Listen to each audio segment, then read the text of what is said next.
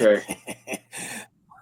Hello, everyone. Hey. Welcome back. We hope that you're enjoying your burgers or whatever you're grilling for 4th of July. Yep. Happy 4th of July to everyone. And I'm Steve. And I'm Scott, and we're the Science and Technology Channel, even on the 4th of July. Backyard Musings. Yeah. And this is a continuation of our 4th of July segment. So this is our afternoon segment. And if you're a veteran or if you're active duty and you've served overseas where there's burn pits, you need to listen to this and share it with your buddies that have been overseas, because this. And when you say burn pits, these are like the dumps used to be, right? When you had an incinerator in your house, everything gets batteries. They burn batteries. They burn like limbs that they had to cut off, medical waste and tires, whatever. They burn it overseas. Everything. So, yeah. Long-term exposure to fine particle pollution quietly scars heart muscle. We never knew this. MRI scans reveal, laying the groundwork for future heart failure.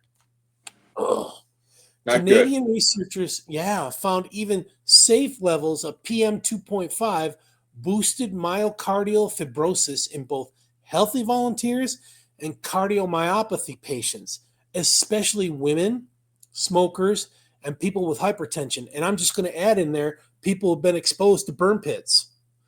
Breathing polluted air could be doing more harm to your heart than you realize, like the folks in LA or Phoenix. If you're healthy, this research was presented on July 1st, 2025 in Radiology. Would you like to know more? A new study using advanced cardiac MRI imaging has found that long-term exposure to air pollution is linked to early signs of heart damage, specifically a condition known as myocardial fibrosis. This type of scarring in the heart muscle can develop silently and may set the stage for heart failure later in life. Heart disease remains the leading cause of death around the world, and poor air quality has long been linked to increased cardiovascular risk. But what exactly happens inside the heart when we breathe polluted air has been less clear until now. So this has been going on in every overseas campaign, right? I mean, it's not changed. This is how they do it. Right, but think of like, okay, for veterans, but now think about like India and China that are huge polluters, and they've been walking around with masks for the longest time. I mean, this is going to affect their people too. They're human beings. They've got hearts, right? Right. Okay, here's a quote. We know that if you're exposed to air pollution, you're at higher risk of cardiac disease, including higher risk of having a heart attack, said the study's senior author, Kate Hanneman, a medical doctor, and it says MPH, but I don't know what MPH is, from the Department of Medical Imaging at the Temerty Faculty of Medicine, University of Toronto, and University Health Network in Toronto. She continues, we wanted to understand what drives this increased risk at the tissue level. Okay, it just came to my mind. So up here, I'm sure you may be familiar with it, but up here in the Utah Valley and the Salt Lake Valley, they have what they call an inversion layer. It's like their smog. And London has that too. Yeah. So I'm wondering if that's something we need to watch out for. That probably makes it worse. That makes it worse. Yeah. Yeah. To investigate, researchers use cardiac MRI, a powerful non-invasive imaging tool, to look for signs of damage in the heart tissue. They focused on PM 2.5, a type of fine particulate matter found in vehicle exhaust, industrial emissions, and wildfire smoke. Oh, we get a fair amount of that in California. These particles are tiny, about 30 times smaller than the width of a human hair. Wow. And can travel deep into the lungs and enter the bloodstream. That's scary. Enter the bloodstream? Yeah. That's scary. The study examined 694 people, including 201 healthy individuals and 493 patients with dilated cardiomyopathy, a condition that weakens the heart's ability to pump blood. The results were striking. Higher long-term exposure to PM 2.5 was consistently linked with higher levels of myocardial fibrosis in both groups. This suggests that even people without existing heart disease may be at risk. So yeah, so maybe that's why people that don't have a history of smoking, if they're around a burn area or they're Or around an area that's LA high smog, smog.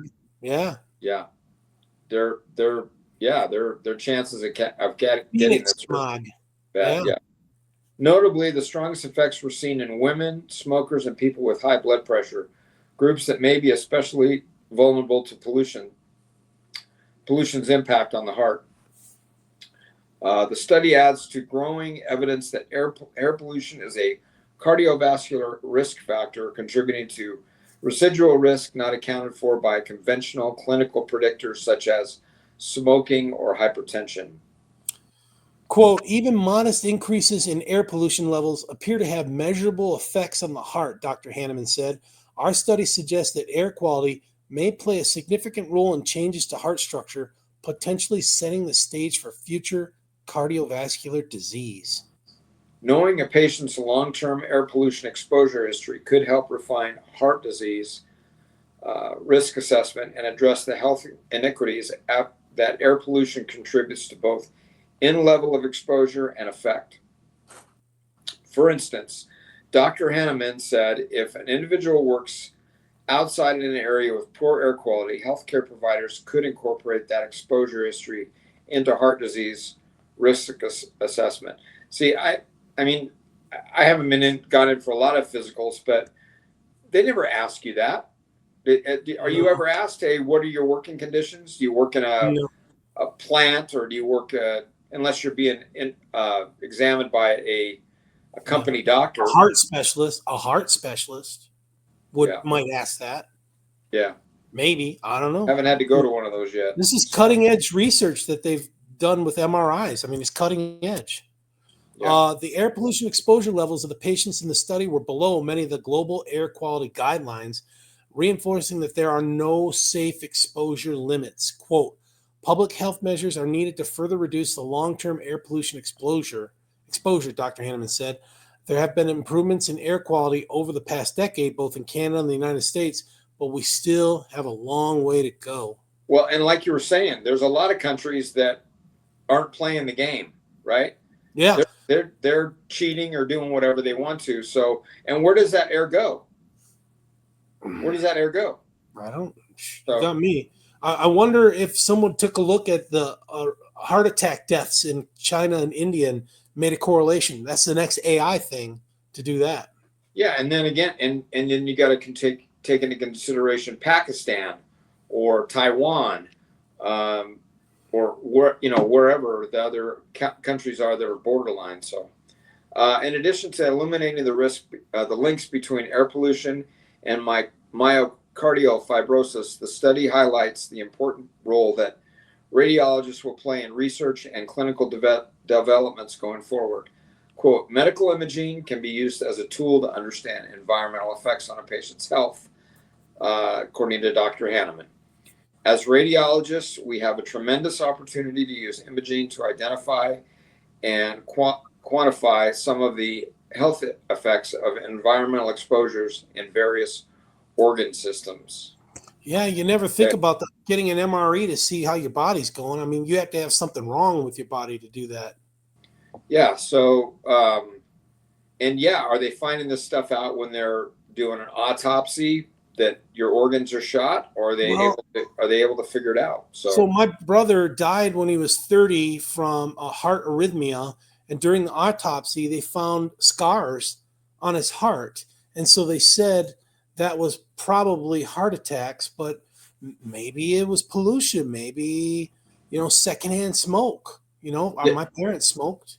Did your brother take care of himself? Yeah, he was a cross country runner. I mean, he was an Oh, avid runner. wow. He just at the job site one day, he just dropped and couldn't. The heart skipped and he couldn't keep up and he died. Wow, that's terrible. So, okay, well, this is definitely an eye-opening story. So, need to keep watching this. Take care tonight at the fireworks and try not to breathe in all the smoke from the fireworks. Yeah, stay upwind. Yeah. Okay. All right, Take folks. care, everyone. We'll see you. See you in the next one. Thank you.